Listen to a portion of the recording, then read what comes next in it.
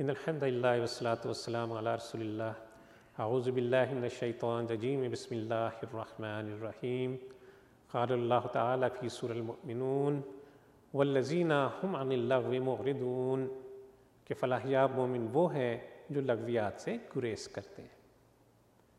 ہر فضول لا یعنی لا حاصل بات کو لغو کہتے ہیں۔ جن باتوں یا جن کاموں کا کوئی فائدہ نہ ہو، جن سے کوئی مفید نتیجہ برآمد نہ ہو، یا جن کے کرنے کی حقیقتاً کوئی ضرورت نہ ہو، ایسی ساری باتیں، ایسے سارے کام لغو کہلاتے ہیں۔ فلاح یاب مومنین کی یہ صفت بیان کی جا رہی ہے کہ وہ لغویات سے دور رہتے ہیں، لغویات میں دلچسپی نہیں لیتے۔ جہاں ایسی بات ہو رہی ہو یا ایسا کام ہو رہا ہو، وہاں جانے سے اجتناب کرتے ہیں، اور بغرض محال اگر سابقہ پیش آ ہی جائے تو کترا کر نکل جاتے ہیں، باوقار انداز میں پہلو تہی کرتے ہوئے وہاں سے گزر جاتے ہیں۔ ناظرین اکرام، روزے میں اپنی زبان کی خاص حفاظت کرنا ہے۔ رسول اللہ صلی اللہ علیہ وسلم نے فرمایا، من صمت نجا، جس نے خاموشی اختیار کی اس نے نجات پا لی۔ اس مرتبہ ہم ایک عادت ڈالیں، اس ماہ مبارک میں کم بول کر جینا سیکھیں۔ ناظرین کرام، اگر ہم اپنی ایک دن کی مکمل گفتگو کا احتسابانہ اور عادلانہ جائزہ لیں تو ہمیں معلوم ہوگا کہ ہماری زبان سے تقریباً 70-80% باتیں ایسی ہیں جن کو اگر ہم نہ بھی کرتے تو کوئی حرج نہ تھا، کوئی نقصان نہ تھا۔ یوں تو زبان سے سرزد ہونے والے سارے گناہ روزے کو نقصان پہنچاتے ہیں، لیکن 2 زبان کے گناہ ایسے ہیں جو روزے کی روح کو بالکل فنا کر کے رکھ دیتے ہیں۔ ان میں سے ایک جھوٹ ہے اور دوسرا غیبت۔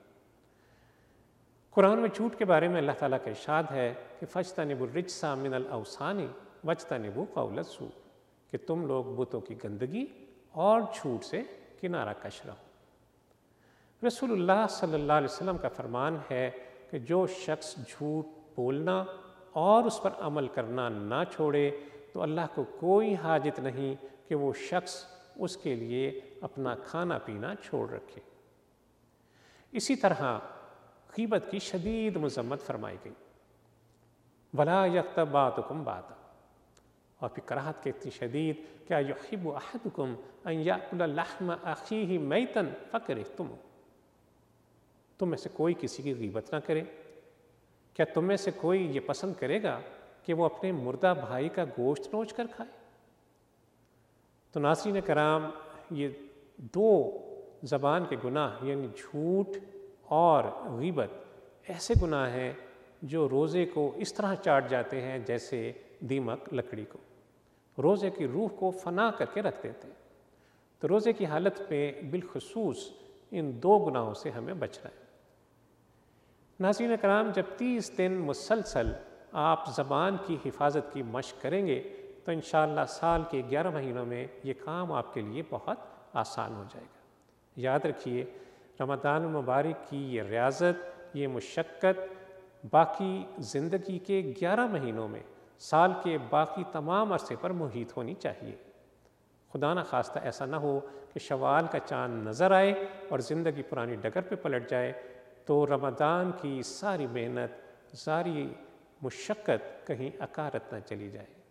اللہ عز و جل اس ماہ مبارک سے ہمیں بھرپور تزکیہ کرنے کی توفیق عطا فرمائے۔ وصلی اللہ تعالیٰ علی خیر خلقہ محمد وعلی آلہ وصحبہ وسلم۔